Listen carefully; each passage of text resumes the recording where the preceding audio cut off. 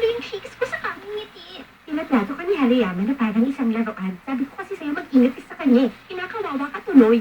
But what can I do? Mika, na mga inosenteng gaya mo ay madaling manghulog sa mga patibong ni Hariyama. Kaya huwag kang magtitiwala sa kanya. Patibong ni Hariyama. Sorry, I don't get it. Ibig kong sabihin, Okay, ating ashtray. may kakayahan si Hariyama na impluensya ng iba para gawin nila ang gusto niyang mangyari. It's like kinokontrol niya ang iba. At sino mang mahahalin sa ngiti ni Hariyama ay maniniwala sa kanya at pagiging sunod-sunuran sa kanya. Pero wala nakakapansin na yun ang ginagawa niya. Malalaman lang nila na nabiktima na sila pag nila ang lahat at uulit na sila sa patibong. You know what, I think parang wala namang bad intention si Hariyama. Yan na nga ang problema eh. Dahil may siya at mukhang mabait, hindi mo siya matatanggihan. Yun ang dahilan kung bakit nasabi kong delikado siya. Huh?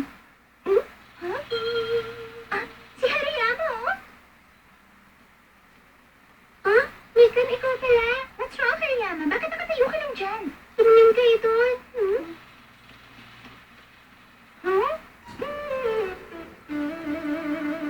Hinihintay niya kasi ako eh. What? Hinihintay ka niya? Oo, kanina pa siya dyan. Classmate ko siya nung high school. Oh, really? May gusto ba siya sa'yo, Hariyama? Hindi ko alam eh. Napipilitan lang akong kausapin siya saglit pero aalis na ako agad. Naiilan talaga ako sa kanya eh. Gosh, nakakailang talaga yan. Lagi ba niyang ginagawa yan? Siguro crush na crush ka niya. Kung hindi ako dadaan dito, hindi ako makakapunta sa bus stop. Pakiusap, samahan mo naman ako doon. Andiyan ka na pala. Mga kaibigan mo ba sila? Hello, kumusta kayo? Hello, we're okay.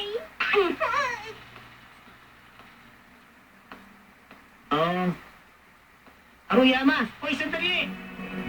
Hintayin mo naman ako! Nga pala, nahanap ko na yung gantang gusto mo. Dala ko na kay CD. Eto, oh. Wow! Ang galing! Hanap ko na pala! Napasaya mo talaga ako! Salamat, hindi ko alam na inaalala mo pala ako. Pasensya na! Wala yun. Huwag mong isipin yun. Basta ikaw, okay lang sa akin. Uy! Uy, ano ka ba? Akala ko ba naiilang ka sa kanya? Ganun na nga. Pero iisipin niya na may pag-asa siya sa'yo dahil tuwang-tuwa ka sa ginawa niya para sa'yo. Eh kasi hinanap niya yung city na to para sa akin. Kaya bakit napasalamatan ko siya, di ba?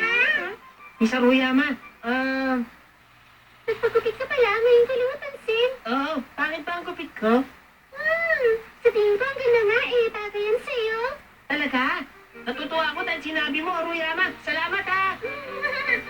Kala ko kasi mukha mong ewan, eh. Hindi, maganda nga eh. Bakit hindi niya napalitan niya yung hairstyle niya kahit mukha siyang engot? Hanapin ko. Now I understand kung ano ang feelings ng lalaki. Nakakaawa siya. Magagamit talaga siya.